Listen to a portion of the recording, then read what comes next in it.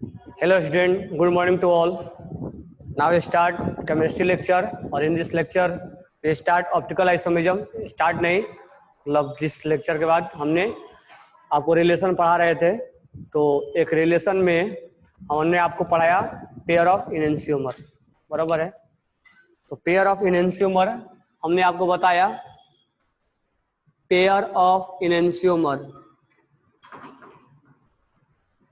Pair of enantiomer कैसे पहचानेंगे? Pair of enantiomer जिसका मिरर इमेज होगा और नॉन सुपर इम्पोजेबल होगा, या आर का एस बनाए या एस का आर बनाए, या कॉम्बिनेशन दो का बताया था, आर आर का एस एस बनाए, एस एस का आर आर बनाए, आर एस का एस आर बनाए, एस आर का आर एस बनाए, मतलब उल्टा बनाना है, तो पेयर ऑफ इनेंशियोमर होगा। अब हम सेकेंड पढ़ने वाले मीजोफॉर्म। तो ये ध्यान में रखना आप कि जो पहला पार्ट है ये ऑप्टिकल एक्टिव के अंदर देखा जाता है, यानी ये रिलेशन ऑप्टिकल एक्टिव के अंदर हमें मिलने वाला है। और जो दूसरा मिलने वाला है सेकेंड वन जो है, ध्यान देना, सेकेंड जो है आपका ऑप्टिकल एक्टिव, अब दूसरा जो है मीजोफॉर्म है। Second one is mesoform. Pair of diastereomer भी होता है, पहले मीजोफॉर्म देखते हैं। तो मीजोफॉर्म में ध्यान से देखना क्या होता है। मीजोफॉर्म का डिफिनेशन आप खुद ही बना सकते हो, मैं एग्जांपल्स लिख रहा हूं। चलो कल वाला एग्जांपल्स लिखते हैं, ठीक है। ध्यान से सुनना सारे, OH OH COH COH और H और H, बराबर है। ये हमने एग्जांपल लिखा, बराबर है। नंबरिंग कहीं से भी कर सकते हैं, 1 2 3 4। तो मुझे जल्दी से बताओ कि सेकेंड कार्बन ये 2 मान लो और ये 3 मान लो। चलो तो 2C और 3C का RS कॉन्फ़िगरेशन बताओ, जल्दी से बताओ मेरे को। 2C और 3C का RS कॉन्फ़िगरेशन क्या होगा? What will be RS configuration plus 2C and. अब इसमें जो सेकेंड कार्बन है उसका कॉन्फ़िगरेशन R होगा और 3 वाले का S होगा, तो 2R और 3S, ये हमने RS कॉन्फ़िगरेशन निकाल दिया। नेक्स्ट क्वेश्चन है, how many chiral centre in that compound. इस कंपाउंड में कितने कायरल सेंटर है? तो ये कायरल सेंटर है और ये कायरल सेंटर है, एंड 2 कायरल सेंटर है। अब हमारा क्वेश्चन ये है, क्या ओ मॉलिक्यूल्स के अंदर अगर कायरलिटी है तो ओ ऑप्टिकल एक्टिव होगा क्या? जब ऑप्टिकल एक्टिव होगा तब हम ऑप्टिकल आइसोमेरिज्म के बारे में बात करेंगे। अगर ऑप्टिकल इनएक्टिव रहा तो हम ऑप्टिकल आइसोमेरिज्म के बारे में बात करेंगे ही नहीं। तो पहले हमारा इस पॉइंट पे आके फुल स्टॉप लगना चाहिए कि वो ऑप्टिकल एक्टिव है कि नहीं है। तो हमने यहाँ बोला कि क्या कायरलिटी एक केवल एक फैक्टर ऐसा है जो इसकी ऑप्टिकल एक्टिव को बताएगा, तो हम बोलेंगे नहीं। अब यहाँ ध्यान देना, थोड़ा समय जैसे बोला वहां ध्यान देना, अभी कायरलिटी वगैरह हटा दो। अब ध्यान से सुनना, ये जो है वो प्लेन ऑफ सिमेट्री है, यहां से कट करके फोल्ड कर दो, ये इस पे लाई कर जाएगा, ये इस पे लाई कर जाएगा, ये इस पे लाई कर जाएगा। तो हमारा सेकंड पॉइंट ये बोलता है कि ये प्लेन ऑफ सिमेट्री है, POS दिखाएगा, प्लेन ऑफ सिमेट्री है। और जब प्लेन ऑफ सिमेट्री है तो कहने का मतलब ये हुआ कि ये ऑप्टिकल इनएक्टिव है, ये ऑप्टिकल इनएक्टिव, ये कंपाउंड ऑप्टिकल इनएक्टिव है, ये कंपाउंड ऑप्टिकल इनएक्टिव है।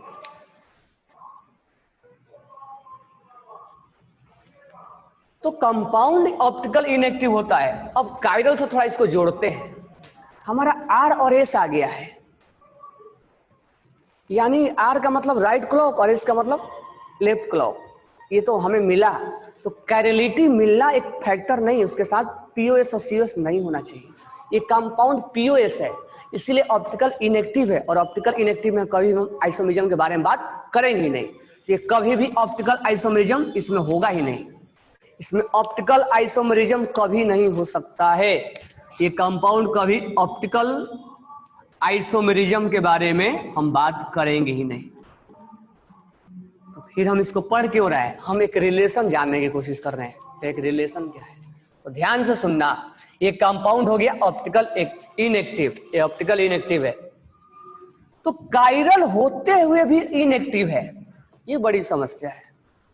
ये कंपाउंड कायरल है फिर भी ऑप्टिकल इनएक्टिव है, यानी ये अब कायरलिटी को, ये कायरल एटम है, ये कायरल एटम है, लेकिन ये जो मॉलिक्यूल्स है वो कायरल नहीं है। अगर वो कायरल होता तो जरूर ऑप्टिकल एक्टिव दिखाता। तो हम यहां पर ये कंक्लूजन बोलेंगे कि ये जो एटम है 2C और 3C वो कायरल है। तो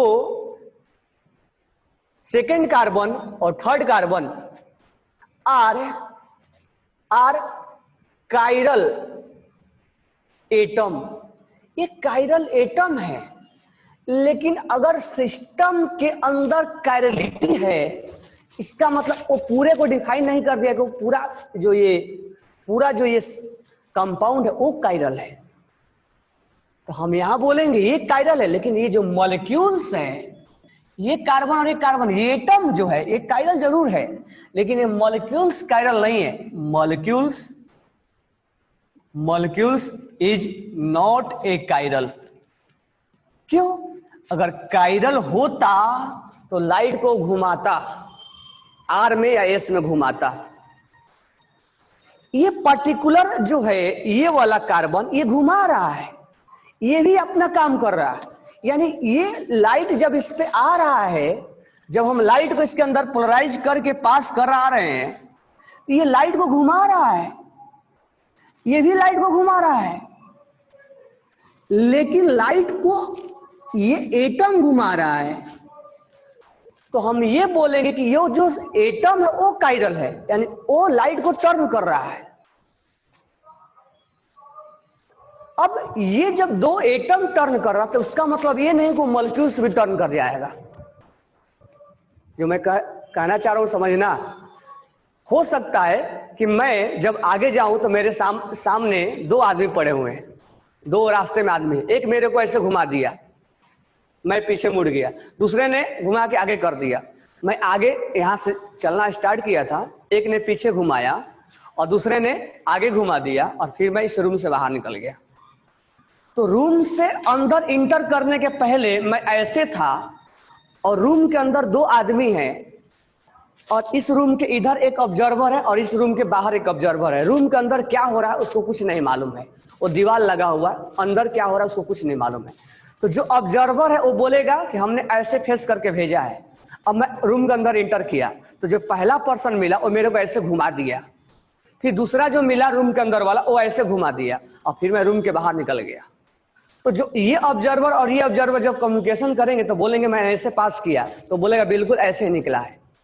लेकिन अंदर क्या हुआ है, अंदर मेरे को ऐसे घुमाया और फिर ऐसे घुमाया है। इसका मतलब अंदर में जो दो पर्सन है वो अपना अपना घुमाने वाला काम किए हैं, यानी वो अपने आप में कायरल है, लेकिन पूरा रूम जो है वो कायरल नहीं दिखा रहा है। क्यों? क्योंकि ये जो बोल रहा है वो ये बोल रहा है जब इसके ये रूम के अंदर है और रूम के बाहर ऐसे लाइट पास हो गया, क्योंकि ये जब ऐसे गया तो ये लाइट को ऐसे घुमाया, और उसी लाइट को, क्योंकि ये क्लॉकवाइज घुमाता है, और उसी लाइट को ये क्या कर दिया, ये ऐसे फिर से टर्न कर दिया इसको। यानी लाइट जब ऐसे गया था तो ये क्या किया, 60 डिग्री पे या कितने भी डिग्री पे इसको घुमाया।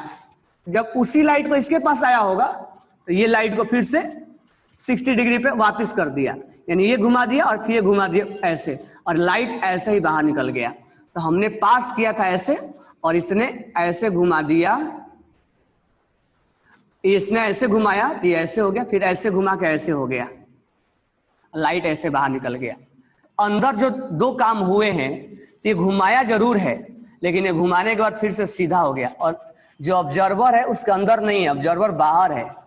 तो ऑब्जर्वर को तो जैसा लाइट पास हुआ था वैसा ही दिखाई दिया है, तो वो सोचेगा कि जैसा हमने यहां से पास किया वैसा ही दिखाई दिया, इसका मतलब इस लाइट के ऊपर इस कंपाउंड का कोई इफेक्ट नहीं है। लेकिन अंदर अंदर हुआ है इफेक्ट, एक ने ऐसे घुमाया और एक ने ऐसे घुमाया है। तो इसका मतलब ये हुआ कि कायरल सेंटर तो है, कायरल सेंटर तो है। यानी अंदर जब हम रूम में एंटर किए तो हमारे को दो पर्सन जो मिले थे वो घुमा तो रहे हैं, लेकिन दोनों घुमा के इक्वलिटी में ला रहे हैं। एक जो है क्या हुआ, ऐसे जब लाइट को हमने ऐसे पास किया तो एक ने ऐसे घुमाया और एक ने ऐसे सीधा घुमा दिया। तो लाइट ऐसा ही निकल गया। तो कहने का मतलब हुआ कि अंदर अंदर लाइट का टर्निंग रोटेट हुआ है, लेकिन बाहर निकलने के बाद वो रोटेशन रिजल्टेंट वहीं आ गया है। तो कहने का मतलब ये है कि हर कायरल सेंटर होने का मतलब वो कायरल मॉलिक्यूल्स नहीं है। इसका मतलब लाइट ऐसे है तो ऐसे है, इसलिए कायरल मॉलिक्यूल्स नहीं है, क्योंकि लाइट जैसे था वैसा ही निकल के आ गया। लाइट में कोई चेंजेस देखने को नहीं मिला। तो सामने वाला ऑब्जर्वर क्या सोचेगा कि लाइट को तो इसमें कुछ किया ही नहीं है, यानी मॉलिक्यूल्स कायरलिटी को नहीं दिखा रहा है, यानी आर और एस में नहीं घुमा रहा है, लेकिन अंदर अंदर घूम रहे हैं। तो हम बोलेंगे इसके अंदर 2 कायरल सेंटर है, लेकिन मॉलिक्यूल्स कायरल नहीं है, यानी फाइनली लाइट को कहीं घुमाया नहीं जा रहा है। तो ये चीज ध्यान में रखना कि मॉलिक्यूल्स के अंदर कायरल सेंटर हो सकते हैं, लेकिन कायरल एटम हो सकता है, लेकिन ये कोई जरूरी नहीं कि कायरल मॉलिक्यूल्स हो जाए। क्यों? क्यों रिजल्टेंट जीरो हो गए, एक ने ऐसे घुमाया और एक ने ऐसे घुमा दिया, लाइट ऐसे निकल गया। तो कायरल सेंटर होने का मतलब ये नहीं होगा कि मॉलिक्यूल्स कायरल हो जाएगा। मॉलिक्यूल्स कायरल नहीं है, क्योंकि कायरल होता तो लाइट घूमता। तो स्टैटिक से मैं क्या बोल रहा हूं, कितने कायरल सेंटर है? 2 कायरल सेंटर है। ये प्लेन ऑफ सिमेट्री है, प्लेन ऑफ सिमेट्री है। इसका मतलब वो ऑप्टिकल इनएक्टिव है, ऑप्टिकल इनएक्टिव है। आइसोमेरिज्म के बारे में बात नहीं करेंगे, नहीं करेंगे। 2 कायरल सेंटर है, 2 कायरल सेंटर है। क्या मॉलिक्यूल्स कायरल है? नहीं, मॉलिक्यूल्स कायरल नहीं है, क्योंकि लाइट ऐसे था ऐसे ही निकला है, लेकिन सेंटर है। तो एक ने ऐसे घुमाया, एक ने ऐसे घुमा दिया, लाइट ऐसे निकल गया। ऑब्जर्वर इनके बीच में नहीं गया है, क्योंकि सोल्यूशन के अंदर वो एंटर नहीं कर सकता है, वो बाहर ही बाहर देख रहा है। तो ऑब्जर्वर ने बोला कि मॉलिक्यूल्स कायरल नहीं, अकायरल है, क्योंकि उसने लाइट को घुमाते हुए दिखा ही नहीं। अब अंदर क्या हो उसको बारे में बात नहीं हम कर सकते, लेकिन अंदर आरएस आ रहा है, यानी ये ऐसे घुमाया और ये ऐसे घुमा दिया, बराबर है। तो और ये प्लेन ऑफ सिमेट्री है। तो ऐसे जो होता है, अब ये फोल्ड किए तो प्लेन ऑफ सिमेट्री मिल गया। तो ऐसे ही कंपाउंड को हम बोलते हैं दैट इज मीजोफॉर्म। यानी मीजोफॉर्म पहले ऑप्टिकल इनएक्टिव में डिफाइन होता है, ऑप्टिकल इनएक्टिव में होता है। पहले ऑप्टिकल एक्टिव में तो कभी होगा ही नहीं, ये ऑप्टिकल इनएक्टिव में डिफाइन होगा। ये ऑप्टिकल इनएक्टिव में डिफाइन होगा, एक्टिव में तो कभी डिफाइन ही नहीं होगा, क्योंकि मीजोफॉर्म ऑप्टिकल एक्टिव हो ही नहीं सकता है। अब ये जो है अंदर ही अंदर ये सब ट्विस्ट कर रहा है, यानी कि रूम के अंदर जो 2 आदमी 2 पर्सन मिले वो हमें घुमा रहे हैं, ऐसे घुमाया फिर ऐसे घुमा दिया। तो ये अंदर ही अंदर इनका अपना सब कुछ हो रहा है। बाहर बाहर लाइट को ऐसे हमने पास कराया, बाहर ऐसे निकला। एक ने क्या किया, अंदर घुमाया ऐसे, और एक ने क्या किया, सीधा कर दिया और लाइट ऐसे निकल गया। यानी ये अंदर घुमाने का काम चल रहा है इनका, और इक्वल स्ट्रेंथ में घुमा रहा है, क्योंकि ये सिमिलरिटी है। तो अगर ये 60 डिग्री घुमाएगा तो ये भी 60 डिग्री अपोजिट घुमा देगा। ये क्लॉकवाइज 60 डिग्री तो ये एंटी क्लॉकवाइज 60 डिग्री, क्योंकि दोनों ये सेम है। अगर सेम नहीं होता तो स्ट्रेंथ अलग अलग होता, लेकिन यहाँ सेम है। तो सेम है तो इक्वल स्ट्रेंथ में दोनों इधर उधर घुमाएंगे। तो अंदर ही अंदर इनका चल रहा है घुमाना, यानी कायरल है। तो ऐसे कंपाउंड को बोलते हैं मीजोफॉर्म। तो मीजोफॉर्म इसी को बोलते हैं जो इस कंपाउंड के अंदर प्लेन ऑफ सिमेट्री दिखा दे, कायरल सेंटर हो लेकिन ये मॉलिक्यूल्स और कायरल हो, और ये प्लेन ऑफ सिमेट्री दिखाए और एक आर हो तो एक एस हो, लेकिन इक्वल स्ट्रेंथ वाला हो। अब ये नहीं कि आर का घुमाने का 60 डिग्री है और एस को घुमाने का 45 डिग्री स्ट्रेंथ है, तो फिर लाइट घुमा हुआ दिखेगा। तो दोनों का घुमाने का क्षमता इक्वल होना चाहिए। ये नहीं कि एक 60 डिग्री पे घुमाया और एक क्लॉकवाइज और एक एंटी क्लॉकवाइज 30 डिग्री पे घुमाया, तो लाइट थोड़ा घुमा हुआ निकलेगा बाहर, लाइट थोड़ा 30 डिग्री पे बाहर घुमा हुआ निकलेगा। तो ये स्ट्रेंथ भी इक्वल होना चाहिए, इसलिए प्लेन ऑफ सिमेट्री होना जरूरी है। अगर मैं यहाँ पर बोल दूं CHO है और बाय द वे ये RS ही है, मान लेते हैं, होगा या नहीं होगा वो निकालने पे, मान लेते हैं RS है, तो इसको हम मीजो नहीं बोल सकते हैं। क्यों? क्योंकि ये R और S इसकी घुमाने की क्षमता मान लो 60 डिग्री है और इसको घुमाने की क्षमता केवल 30 डिग्री है। तो चलो यहां से लाइट गया 60 डिग्री पे घुमा और ये घुमा दिया 30 डिग्री पे, तो लाइट कुछ ऐसा निकलेगा, 30 डिग्री पे निकलेगा, यानी ऑब्जर्वर को लगेगा कि लाइट 30 डिग्री पे घुमा हुआ आ रहा है, यानी ऑप्टिकल एक्टिव है। तो कहने का मतलब ये है कि ये प्लेन ऑफ सिमेट्री होना चाहिए। अब ये जो है इससे मैच नहीं करेगा, जब इस आटा फोल्ड करोगे इससे तो मैच नहीं कर पाएगा, बराबर है क्या? तो मैच नहीं करने का मतलब ये भी बोल सकते हो कि प्लेन ऑफ सिमेट्री नहीं है, इसका मतलब ऑप्टिकल एक्टिव हो सकता है। और हम ये बोल सकते हैं इसका और इसका घुमाने का स्ट्रेंथ अलग अलग है, ये 60 डिग्री घुमा रहा तो ये तो हो सकता है 30 डिग्री एंटी क्लॉकवाइज घुमाए, इसीलिए लाइट थोड़ा घुमा हुआ दिखेगा। लेकिन अगर रिजल्टेंट जीरो आ गया, बराबर है क्या, रिजल्टेंट अगर जीरो आ गया तो हम बोलेंगे ऑप्टिकल एक्टिव इनएक्टिव है। तो कहने का मतलब है मीजो कब डिफाइन करेंगे, मीजो जब प्लेन ऑफ सिमेट्री दिखा दे। और मीजो को बोला जाता है इंटरनल कंपनसेट हुआ है, इसको बोला जाता है इंटरनल कंपनसेट हुआ है। कैसे, तो एक ने ऐसे घुमाया और एक ने ऐसे घुमा दिया, एक ने 60 डिग्री पे घुमाया और एक ने उसको 60 डिग्री पे क्लॉकवाइज घुमा दिया, जिसको बोलते हैं इंटरनल कंपनसेट हुआ है, इंटरनल कंपनसेट हुआ है। तो मीजो का डिफिनेशन क्या होगा, मीजो में कायरल सेंटर हो सकते हैं लेकिन compound will not be chiral. In a meso compound, atom should be chiral, but molecule should not be chiral, and it will be plane of symmetry. It should be plane of symmetry. और ये internal compensate हुआ, मतलब अंदर ही अंदर उसको adjustment करके ऐसे निकाला है, बराबर है। तो मीजो का डिफिनेशन मैं आपको लिखवा रहा हूं, आप लिखो। ऑप्टिकल, इसमें लिखना मीजो कंपाउंड का, द कंपाउंड विच है plane of symmetry, the compound which है plane of symmetry within the molecules, the compound which है plane of symmetry within the molecules,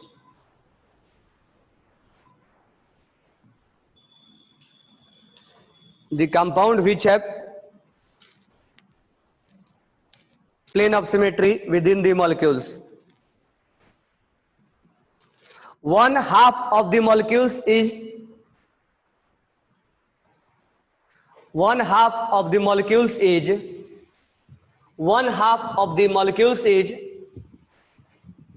destro rotatory. One half of the molecules is destro rotatory. Destro मतलब clockwise. Destro rotatory, and half part of the molecules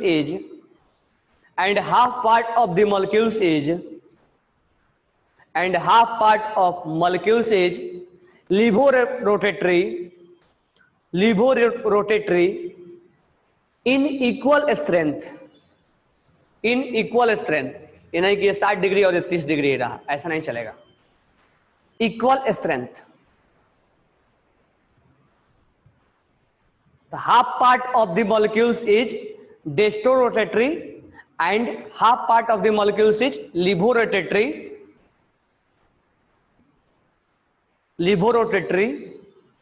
with equal strength, यानी एक 60 degree तो दूसरा anti clockwise, लिवोरेटेटरी। आगे लिखना,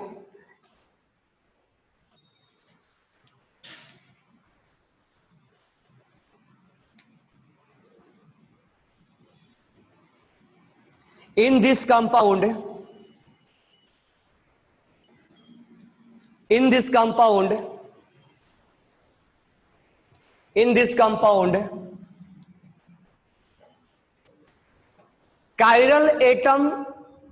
chiral atom will found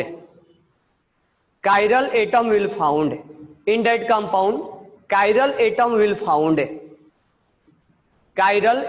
found.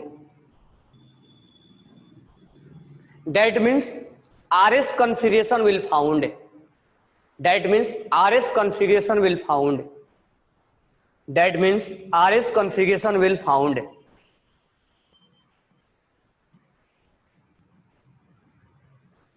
आगे लिखना, one chiral center rotate light, one chiral center rotate light in clockwise direction, one chiral center rotate light in clockwise direction and another chiral center rotate light and another chiral center rotate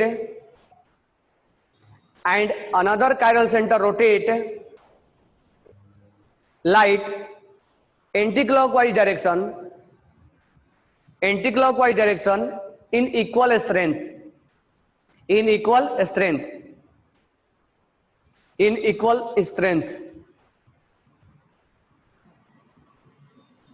by the way resultant rotation of light is zero. By the way resultant rotation of light will be zero. That means this compound is optical inactive.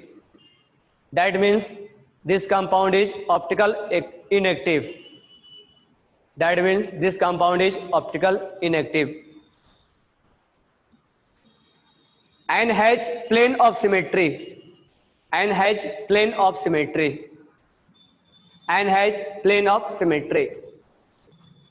That is called mesoform. तो ये मैंने आपको मेसोफॉर्म समझा दिया, इसका properties आगे लिखवाएंगे, तो अगर इसमें डाउट है तो बोलो, ठीक है। तो मेसोफॉर्म, एक चीज और ध्यान रखना कि सिमेट्री होना चाहिए। अगर आर और एस मिलने से काम नहीं चलेगा। हो सकता है कि आर 60 डिग्री घुमाए और एस 30 डिग्री घुमाए, तो लाइट घुमा हुआ दिखेगा। तो अगर ये रोटेट भी करेगा क्लॉकवाइज और एंटी क्लॉकवाइज, तो रिजल्टेंट जीरो होना चाहिए। रिजल्टेंट जीरो होने के लिए सिमेट्री होना चाहिए। अगर यहाँ CHO लगा दूंगा तो सिमेट्री नहीं बनेगा। इसका पावर है घुमाने का अलग और इसका पावर हो जाएगा अलग घुमाने का।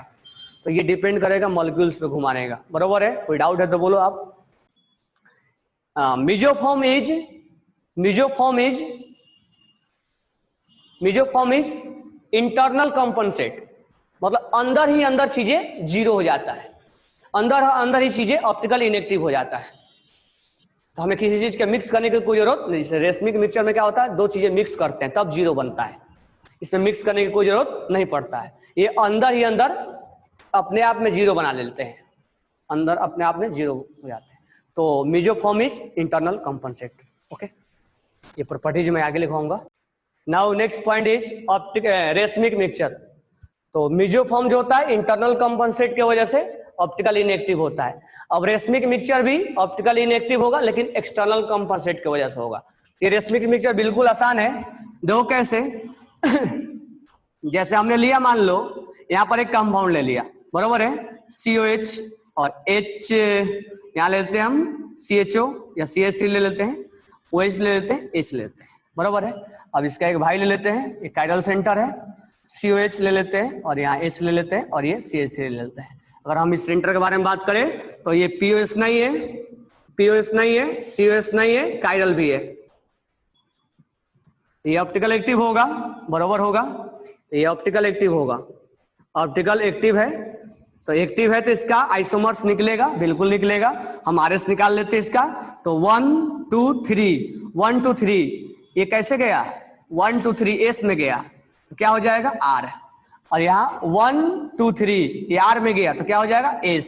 ये कायरल सेंटर है, तो ये R है और ये S है, तो ये दोनों भाई हुए और ये दोनों एक दूसरे के आइसोमर्स हुए। तो ये A and B are isomers to each other. अब ये जो है लाइट को क्लॉक घुमाना जानता है और ये लाइट को एंटी क्लॉकवाइज घुमाना जानता है। अब दोनों जो है अलग अलग कंटेनर में पड़े हैं, ये अलग कंटेनर में है और ये अलग कंटेनर में है। इससे लाइट पास किया गया तो इसके अंदर एक ही आदमी है, लाइट जब पास किया गया इसके अंदर ऐसे, तो जब लाइट पास किया गया तो ये क्लॉकवाइज घुमाना जानता है, ये लाइट को क्लॉकवाइज घुमा के फेंक देगा ऐसे बाहर। और ये इसके अंदर अगर लाइट को पास किया गया अलग से, इसको मत पास कर देना, इसको अलग से पास किया गया, इसमें अंदर लाइट पास किया गया तो ये एंटी क्लॉकवाइज घुमाना जानता है, तो ये लाइट को एंटी क्लॉकवाइज घुमा के बाहर फेंक देगा। तो ऑब्जर्वर बोलेगा ये लाइट को एंटी क्लॉकवाइज घुमाया है और ये लाइट को क्लॉकवाइज घुमाया है, इसका मतलब ये आर है, डेस्ट्रो है और ये लिवो है। This one is dextro, this one is levo. तो ये क्लॉकवाइज और ये एंटी क्लॉकवाइज घुमाया है। तो ये ए और B are, A and B are optical isomers to each other and pair of enantiomer है, पेयर ऑफ इनेंशियोमर है। हम लिख सकते हैं कि A and B are optical active है। है ना, दोनों एक्टिव। और ए और बी में क्या रिलेशन है, तो ये एक दूसरे के ऑप्टिकल क्या है, आइसोमर्स है कि नहीं है। अब ए और बी को हम क्या बोल सकते हैं, पेयर ऑफ इनेंशियोमर भी बोल सकते हैं, बोल सकते कि नहीं बोल सकते, बोल सकते हैं, पेयर ऑफ इनेंशियोमर है।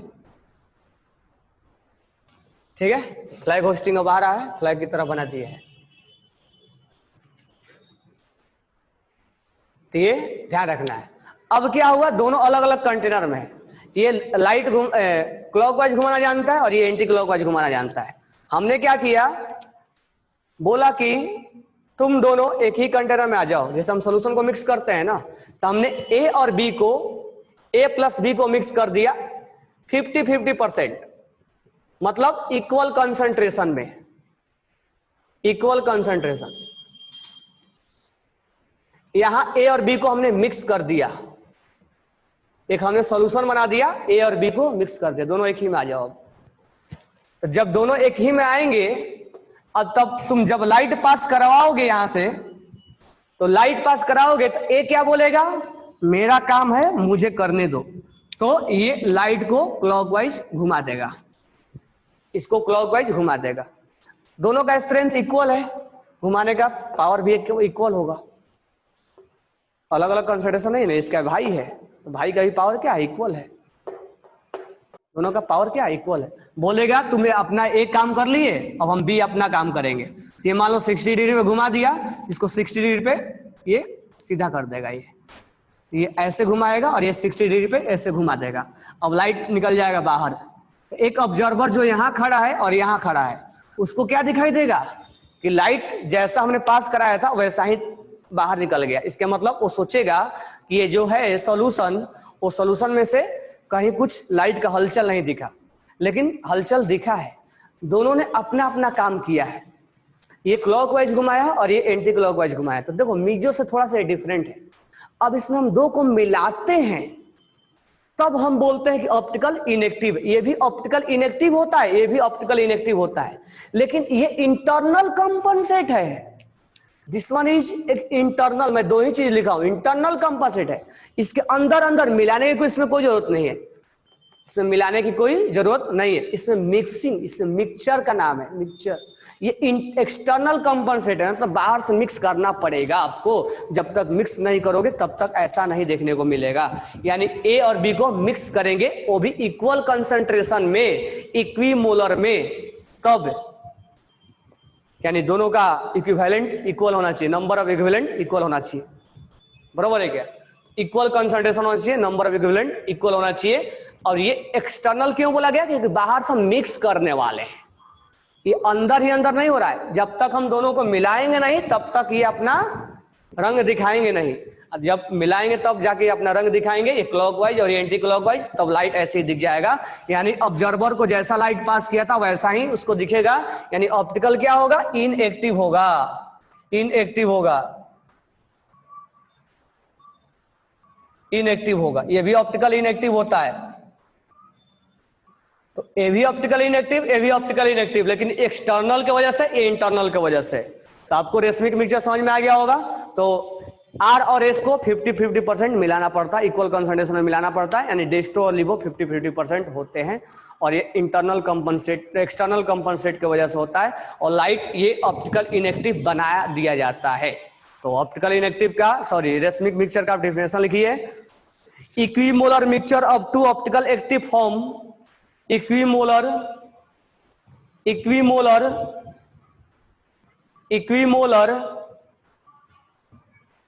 mixture of two optical active form, equimolar mixture of two optical active form, of a compound, उसी कंपाउंड का, of a compound is known as racemic mixture,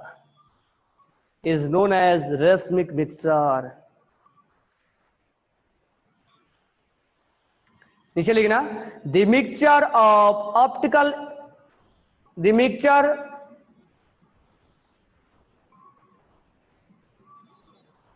the mixture optical inactive, the mixture optical inactive,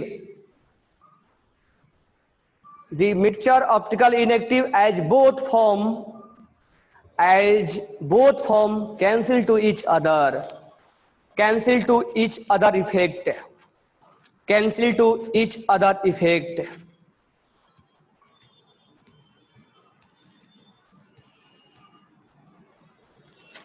and it is external compensate, and it is external compensate, and it is external compensate, and it is external compensate,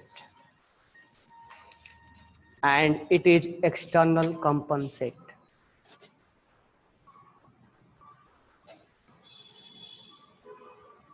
चलो, तो हमने आपको 3 पढ़ा दिया, pair of enantiomer पढ़ा दिया, racemic mixture पढ़ा दिया और मिजोफॉर्म भी पढ़ा दिया। अब बच गया डायस्टीरियोमर। तो डायस्टीरियोमर को मैं एग्जाम्पल के साथ ही बताऊंगा, ठीक है, क्योंकि वो हमें एग्जाम्पल के साथ ही समझ में आ जाएगा। तो मैं आपको एक क्वेश्चन अब दे रहा हूं, उसी एग्जाम्पल्स में मैं आपको चारों जो रिलेशन है वो बता दूंगा। तो वहां पर डायस्टीरियोमर भी आपको क्लियर हो जाएगा कि हमने डायस्टीरियोमर क्या होता है। तो जो next example, now next question is that ABCD। 4 example आपके सामने दिख रहा है। पहला क्वेश्चन आपके सामने है, what is relation between B and C। B और C के बीच में क्या रिलेशन है, जल्दी से बताओ। B और C के बीच में पहला आंसर आ भी चुका है, ACB2 पल्लवी, सिद्धांत का भी आ गया है, बेलगम स्टूडेंट।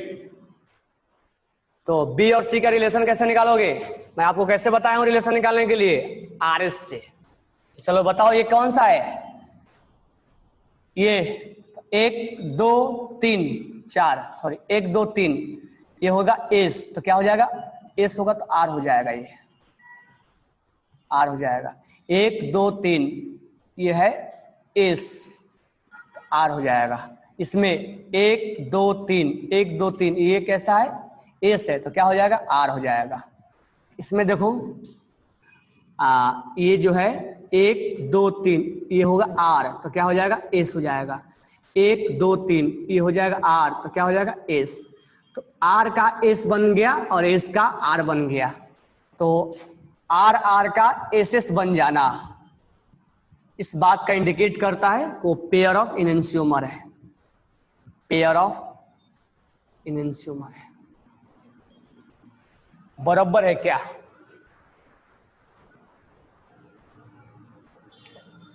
या हम ये बोल सकते हैं कि ये A और B और C जो है वो मिरर इमेज है ईच अदर, मिरर इमेज जो है और नॉन सुपर इम्पोज है, नॉन सुपर इम्पोज है। चलो, what is relation between A and D। Second question is that what is relation between A and D, what is relation between A and D। Mukta examples में यहां पर अगर हम बात करें RS का, तो दिस वन इज 1 2 3 1 2 3, ये होगा कैसा 1 2 3, S जा रहा था, क्या हो जाएगा R, 1 2 3, अब 4 यहाँ है, 1 2 3 S जा रहा है तो R हो जाएगा। यहाँ 1 2 3 ये कैसा है 1 2 3, ये है R, तो क्या हो जाएगा S, बरोबर है। इसमें थोड़ा देखते हैं क्या है, 1 2 3 1 R है तो ये क्या हो गया S, ये 1 2 3 ये S है तो क्या हो गया R है। ठीक है, ठीक है। तो A और D में क्या रिलेशन होगा, तो A और D के अगर हम बारे में बात करें तो R S है और यहाँ क्या है S R है, तो R S है और यहाँ S R है, या हम ये बोल सकते हैं कि ये मिरर इमेज है, और ये मिरर इमेज है और ये नॉन सुपर इम्पोजेबल है, नॉन सुपर इम्पोजेबल है ना, इसीलिए क्या हो जाएगा पेयर ऑफ इनेंशियोमर हो जाएगा। क्या हो जाएगा? Pair of enantiomer. जब तुम इतना करके आओगे एग्जाम में तो तुम्हें मार्क्स मिलेगा 0 नंबर और साथ में लेके आओगे निगेटिव, क्योंकि ये क्वेश्चन चकमा देने वाला है। ये तुम्हें देखने में लग रहा है कि पेयर ऑफ इनेंशियोमर है, लग रहा है नहीं। कैसे? तो मैं तुम्हें बोला था कि आरएस पे सब बता दूंगा। मुझे बताओ यहां से तुम कैसे डिसाइड कर ले कि आरएस का एसआर बन गया? ये तुमने डिसाइड कैसे किए? मुझे बताओ नंबरिंग कहां से करूं, ऊपर से या नीचे से? तुम बोलोगे सर कहीं से भी कर लो, सिमेट्रिक आने वाला है, होगा या नहीं होगा? इसका मतलब मैं ऊपर से करूंगा तो ये 2r और 3s मिलेगा, मिलेगा कि नहीं मिलेगा? और मैं नीचे से करूंगा, नीचे से नहीं करूं, मेरा इसमें मर्जी किया कि मैं नीचे से करूं, और जब मैं नीचे से करूंगा तो 2r और 3s मिलेगा। क्या 2r और 3s क्या चेंज हुआ? क्या ये r और s है और ये भी r और s है। हमारा मर्जी किया था, हम कहीं से भी नंबरिंग कर सकते थे। यहां हम नंबरिंग ऊपर से किए, यहां हम नंबरिंग नीचे से किए, क्या फर्क पड़ता है? सिमेट्रिक है तो कहीं से भी करें। अब ये थोड़े कि इसमें ऊपर से करेंगे तो इसमें भी ऊपर से ही करेंगे, कहीं से भी कर सकते हैं, हमारा मर्जी है, सिमेट्रिक है। ऐसा कोई रूल थोड़े होता है कि ये ऊपर से किए तो सर इसको भी ऊपर से ही करना पड़ेगा आपको, नहीं ऊपर से ही करो, नहीं हम तो नीचे से ही करेंगे।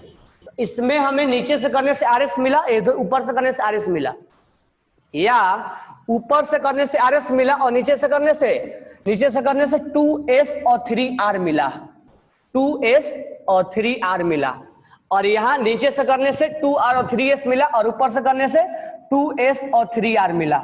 जरा इसके सेट को मिलाओ तो मिला कि नहीं मिला? ये 2r और 3s, 2r और 3s, 2s और 3r बिल्कुल मैच कर रहा है।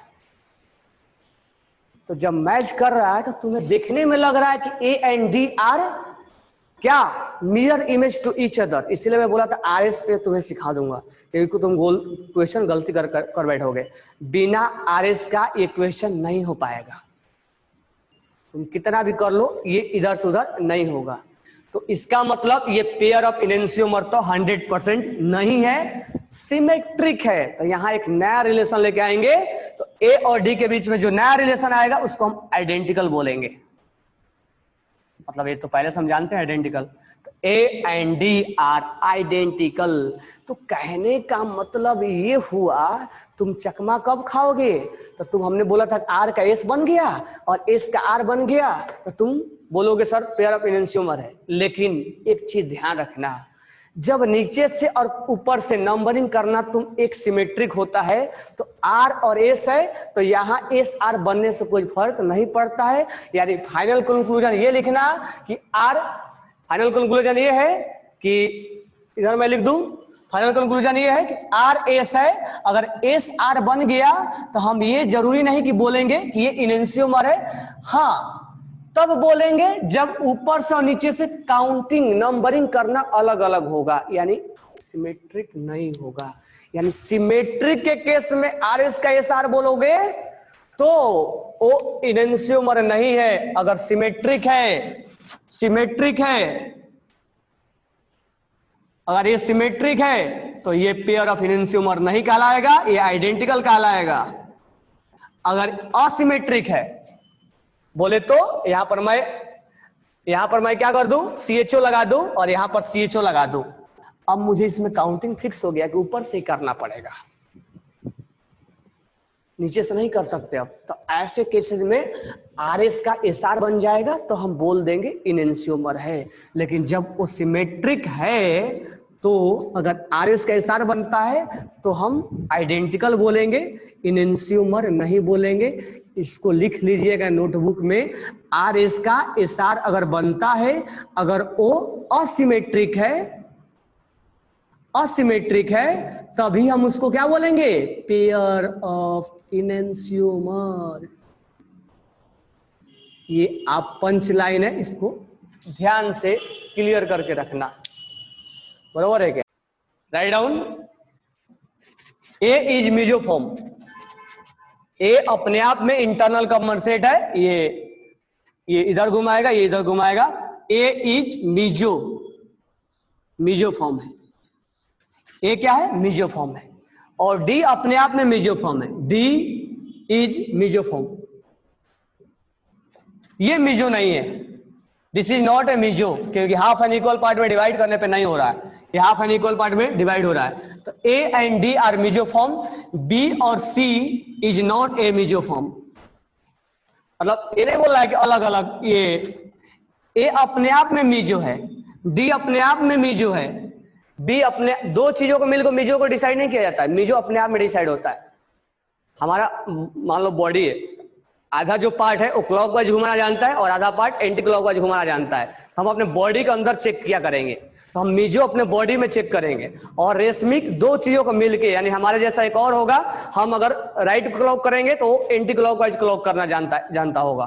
तो रेशमिक दो चीजों को एक्सटर्नल कंपनसेट होता है और ये इंटरनल कंपनसेट होता है, बरोबर है। तो ये चीज हो गया आपका। चलो, तो ए और डी में रिलेशन हो गया और बी और सी में रिलेशन हो गया। अब मुझे बताओ, क्या बताओगे, ये हटा दूं, what is relation between A and B, what is relation between A and B. हमने कॉन्फ़िगरेशन में निकाल लिया है, आर आर आर का बन गया, चलो आर एस का ले लेते हैं, क्या बन गया, आर आर बन गया।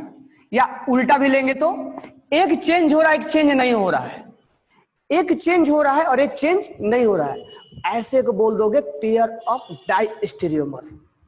यानी अगर आर आर है, अगर एक चेंज हुआ और एक चेंज नहीं हुआ, अगर एस एस है, अगर एक चेंज हुआ या एक चेंज नहीं, एक आर आर का एक और बन सकता है कि पहला वाला चेंज ना हो, दूसरा वाला चेंज हो जाए। एस एस है, पहला वाला चेंज हो गया, दूसरा वाला चेंज नहीं हुआ, एस एस है, पहला वाला चेंज नहीं हुआ, दूसरा वाला चेंज हुआ। तो ऐसे को बोलते हैं, ऐसे को बोलते हैं पेयर ऑफ डाइस्टेरियोमर। एक चेंजेज अगर दिखाएगा तो क्या बोलेंगे, पेयर ऑफ डाइस्टेरियोमर, बरोबर है। तो मैं यहां पर सबका लिख रहा हूं, क्या क्या कॉम्बिनेशन। तो एक चीज सिमेट्रिक में बस ध्यान देना, ये मत धड़ाक से मत आंसर मारना कि आर एस का एस आर बन गया है, एक बार सिमेट्रिक चेक कर लेना। तो आर एस का अगर एस आर बन जाए, चलिए पहले आर आर लेते हैं, आर आर का एस एस बन जाए, एस एस का आर आर बन जाए, आर एस का एस आर बन जाए, एस आर का आर एस बन जाए। लेकिन एक चीज ध्यान रखना, सिमेट्रिक नहीं होना चाहिए। तो ये इनेंशियोमर है। अगर आर आर का आर आर ही है, एस एस का एस एस ही है, आर एस का आर एस ही है, एस आर का एस आर ही है, तो ये बन जाएगा आइडेंटिकल, आइडेंटिकल। और अगर एक चेंजेस दिखाए, आर आर का एक चेंजेज, आर और एस, या आर आर का एस और आर एक चेंजेज हुआ, एस एस का आर एस, या एस एस का एस आर, या आर एस का आर और ये चेंज हुआ आर, या आर एस का एक चेंज हुआ, तो इसमें एस और आर, और इसको एस आर का एक चेंजेज हुआ, तो आर एस और आर एक चेंजेज हुआ, तो ये चेंज नहीं किया मैंने, ये चेंज किया, तो आर और एस, इतना कॉम्बिनेशन, एक कोई चेंज हुआ है दोनों में से। देखो इतना कॉम्बिनेशन में से कोई एक चेंज हुआ है, इतने कॉम्बिनेशन में से कोई एक चेंज हुआ है। तो जब एक चेंज हुआ तो उसको बोलेंगे पेयर ऑफ डाइस्टेरियोमर।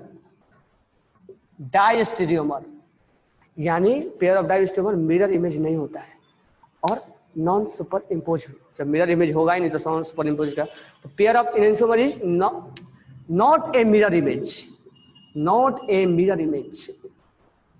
सबसे बेटर है पहचानने का तरीका ये है।